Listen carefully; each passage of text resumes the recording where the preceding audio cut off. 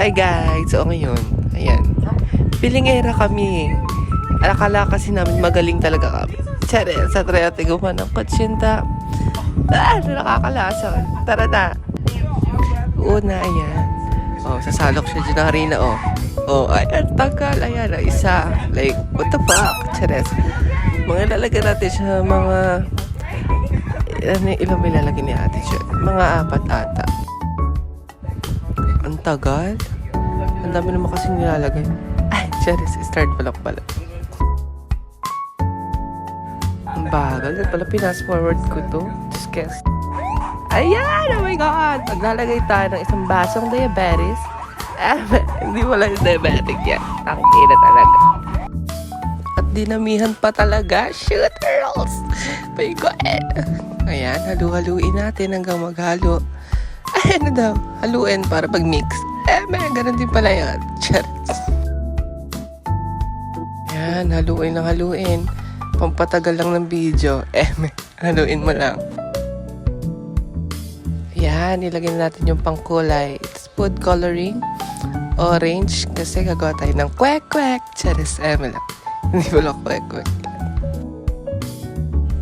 Mix lang kasi sabi nila, charis, hindi ganun. Ayan na, lalagyan na natin ng tubig. Kanina pa ako dito. Ay, hindi wala yun. Mali. Yan, ihalo mo lang. Diba? Naging orange. Kasi nga, ready na siya para maging kwek-kwek. Add lang ng tubig. Madami ata ilalagay din ni ate. Mga 2.5 ata. Hindi sana gumawa ng tayong palamig. Chares. Haluin ang haluin. Ayan, di ba? Kwek-kwek. Ayan, may inilagay siyang parang, ano ba tawag dito? Nakalimutan ko kasi. Yan mo na nga, basta may ka-add kayo nun. Aceton. Hindi pala aceton yan. Mix lang ng mix. Charot. Ayan, mayaman. Naglagay ng vanilla extra. Charot lang. Pampalasa lang ata yan. Ayan, hinalo. Ay, ganun ba yun? Mali naman. Itapon na yan. Hindi pala ganun. Ayan, strain naman natin para matanggal yung mga buo-buo. Kahit hinalo mo na siyang na mabuti, kailangan pa rin strain para sure. Hearty!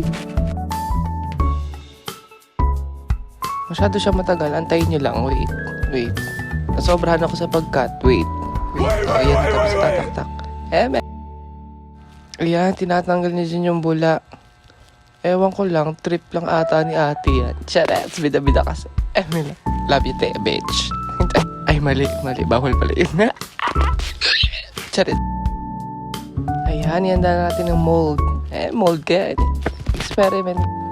So, ayan na. Lasali na natin ang ating kutsinta extract. Charets lang. Hindi pala ganun yun. Yan na yun. Ganyan yung process. Ang bagal. I-pass forward na yan. Pass forward na yan in 3, 2, 1. Pass forward na.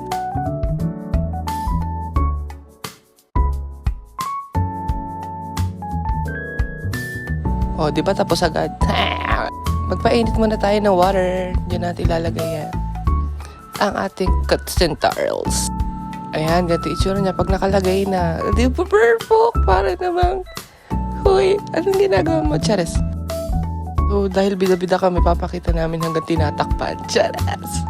Wait nyo na yan. Hanggang 20 minutes. May ka dyan. Hello. Habang inaantay natin siya maluto, dito naman tayo sa ating yema. Yema Earls. Mag-a-add ng condense. At maglalagay din tayo ng evaporada. Cheers. Matagal Charot. Haluin lang ng haluin hanggang kumulo. Ayan, pag kumulo na, di kumukulo. Cheers. Antayin na lang natin yan hanggang mag-simmer. Ay, yun na pala yun. Ayan na, Hello, sino yan? Asim. Cheers. Love you, te. Oh my God, perfect. After 20 minutes, hahanguin na natin ating kutsinta rolls. Chares, kutsinta. Atin ang i-defat. Hindi. Aalisin lang natin dun sa mold kasi magluluto pa tayo ng iba. Hindi ganun kalaki yung lutuan. Chares. So, ipa-fast forward na yan.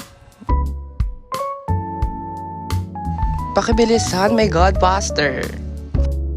Taray, dinig si The Blush. Epe. Oh my God, ang bilis oh. Oh my God. Oh. Oh my God. So, eto na nga yung final product. Taray! For the first time namin gumawa yata ng ganito, kaya ganyan pa yung itsura niya, pagbigyan nyo na. Pero masarap naman siya, nagustuhan na naman ni Mama and Papa. Yan na yung yema, yan ang kilalabas na ng yema. And ready to eat na. Charis. Thank you guys.